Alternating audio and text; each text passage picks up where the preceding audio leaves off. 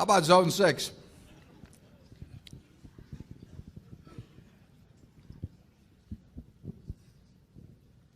Mr. Buffett, Mr. Munger, I'm Walter Kay of New York City. We're glad to have you here, Walter. What? We're glad to have you here. Walter's been a good friend. Thank you very, very much. You just make me more of an egomaniac, a humble egomaniac by saying that. I don't know if Mr. Munger's wife is here and Mrs. Buffett is here, but back east where I come from in New York, they say when men are successful, it's their wife's doing. But if they're a failure, it's because they're lazy. But anyhow, I just wanted to, again, thank you very much. You've done such great things for our family. It's absolutely incredible. And to those of you who don't know these two gentlemen, besides being financial geniuses, and you all know Mr. Buffett and Mr. Munger too, they're the finest human beings you'll ever meet. I mean, just the way they explain this downsizing is the most intelligent thing I've ever heard. And eventually, these people eventually find work. They have to be re-educated and everything like that. But one point of business I'd like to ask you, if you don't mind. I have been noticing that there have been a tremendous amount of new capital going into reinsurance carriers. And I was wondering if you could make a few comments about that, if you think that will affect the reinsurance business, have any effect on the insurance business in general, because as you know better than I, we're still in a very soft market, and there isn't a month that goes by that I don't hear of some new reinsurance carrier, whether in Bermuda or London or somewhere. Thank you. Okay. Walter knows more about insurance than I do, but I'll nevertheless comment on that.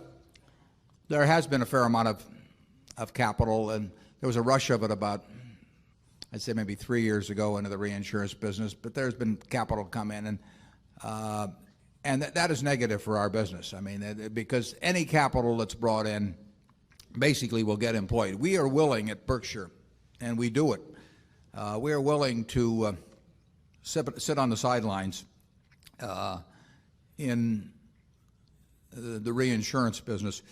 We'll offer quotes, but somebody that will cut those prices substantially if they've got a lot of capital and want to keep busy. And if you've got a lot of capital in this business, or if you attracted a lot of capital, you will do something. You might like to do something smart, but if need be, you'll do something dumb. You'll rationalize it so you think it's smart, but you will do it. You won't just sit there and write to shareholders at the end of the year and said, we asked you for $300 million last year, and we'd like to report that it's all safely in a bank account at Citicorp. It just doesn't work that way. So they will go out and do something. People don't like to sit around all day and do nothing. And that means that prices will get cut under certain circumstances, and that's happening now. We will, at Berkshire, we do have a rule about downsizing on that, and we have promised people at all of our insurance operations that we will never have layoffs because of a drop in volume. We do not want the people who run our insurance business to feel they have to write X dollars in order to keep everybody there. We can afford some overhead around that's costing us a little money for lack of using it at full capacity, because it isn't that much relative to the size of our insurance operation. What we can't afford are people feeling some internal compulsion to keep writing business in order to keep their jobs. So we have a strong policy on that, and if the business falls away in terms of price, we won't be doing business, but we will be around to do business in a big way when the circumstances reverse. They reversed in the casualty business for a while in 1985 or thereabouts, and we did a terrific amount of business. They reversed in catastrophe reinsurance 4 or 5 years ago, and we became very active in that. And we will have times that are very good for us in insurance. It's a lot like investments. If you feel you have to invest every day, you're going to make a lot of mistakes. It isn't that kind of a business. You have to wait till you get the fat pitch. And in insurance, it's similarly. You do not. If we had a budget for premium volume for our insurance companies, it would be the dumbest thing we could do, because they would meet the budget. They could meet any budget I set out. I could tell some operation that wrote $100 million last year to write $500 million this year, and they would meet it.